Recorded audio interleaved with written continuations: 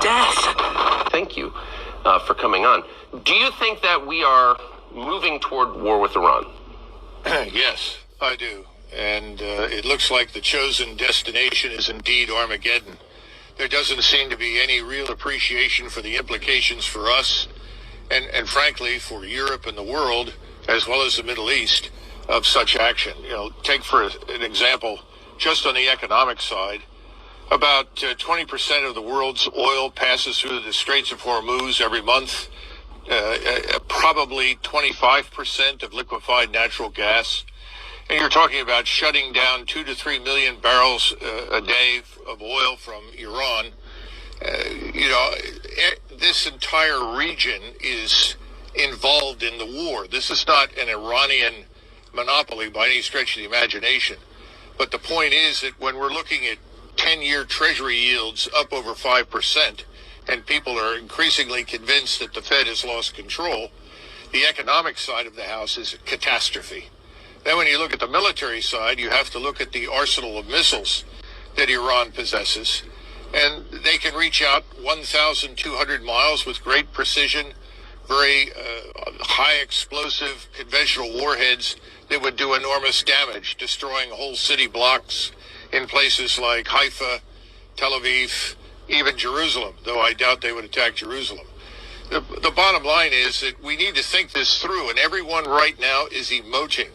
There is no thinking anywhere, as far as I can tell. The only possible exception may be, amazingly enough, Mr. Erdogan in Turkey, who came out this morning and indicated he was willing to mediate the dispute between Israel and Hamas. Whether or not anyone in Washington or Israel is interested in talking, I don't know. But if we could sideline Turkey and keep Turkey out of the fight, that would ultimately help Israel enormously.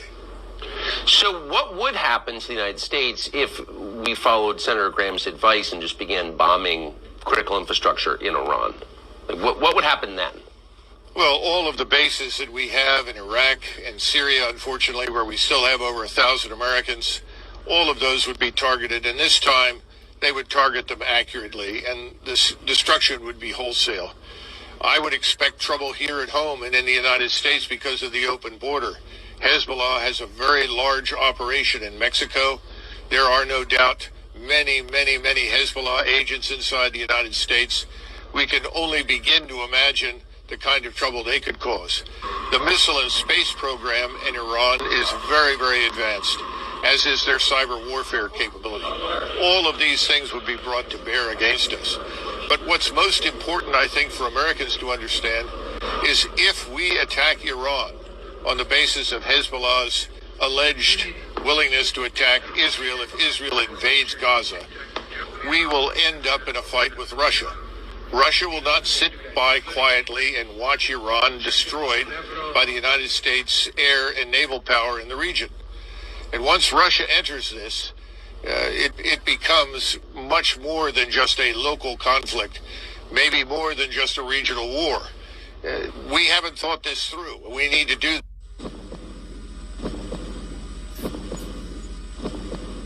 First Thessalonians 5. But the times and the seasons, brethren, ye have no need that I write unto you.